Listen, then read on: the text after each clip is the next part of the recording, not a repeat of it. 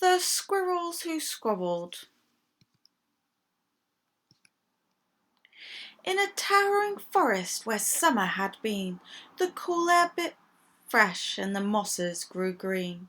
And as autumn edged in and the sky raged red, the sleepiest creatures got ready for bed.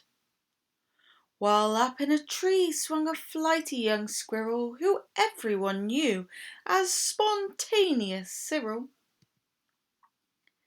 Now most foresty folk had seen to their needs through the plentiful months of mushrooms and seeds. They'd built up their stores so they'd all be well fed through the frosting of winter that glittered ahead. But Cyril, he lived in the now and the here. He'd adventured and partied his way through the year. So his cupboards were empty, his hollow was bare, he hadn't a mouthful of food anywhere. But wait! What was that? Over there, take a look! A single lone pine cone wedged in a nook. He squealed with delight, and for very good reason, for inside were the very last nuts of the season. But Cyril wasn't alone. There were more hungry eyes, yes, plan ahead Bruce had his sights on the prize. Though he'd gathered a mountain of bounty, hard fought, Bruce was convinced he was one pine cone short. I simply must have it, he wistfully cried, as he dreamt of the fresh juicy pine nuts inside. So as Cyril set off on his way to the ground, Bruce, he was also last pinecone bound.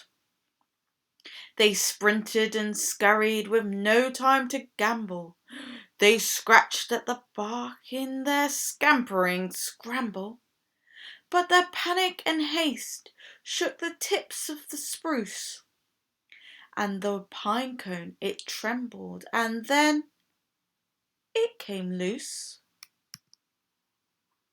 Both squirrels gave chase at a lightning pace. This was the start of a wild nutty race. It's mine, shouted Cyril. No, mine, hollered Bruce. You don't stand a chance, give up, it's no use. I'm hungry, cried Cyril. This cone is not yours. Stay back, shouted Bruce. This cone's for my stores. It boinged over bushes and flew through the air. It binged on the nose of a slumbering bear. It bounced over boulders, then came to a stop. Then teetered and wobbled and quivered and plop. Both squirrels followed. Oh, the water was fast. Would they learn that they needed each other at last? But each was intent on how he could win, so they did quite notice a bird sweeping in. Cyril and Bruce, they watched in dismay as their cone disappeared up, up, up and away. Come back, shouted Cyril. There are nuts, exclaimed Bruce. But all hope was gone. It was simply no use. And meanwhile they drifted right up to the ledge. Greed, it was driving them over the edge. Cyril and Bruce, they had taken a fall. They were paying the price for wanting it all. They'd squandered their chances to team up and share, with their nutty young hopes simply end in despair.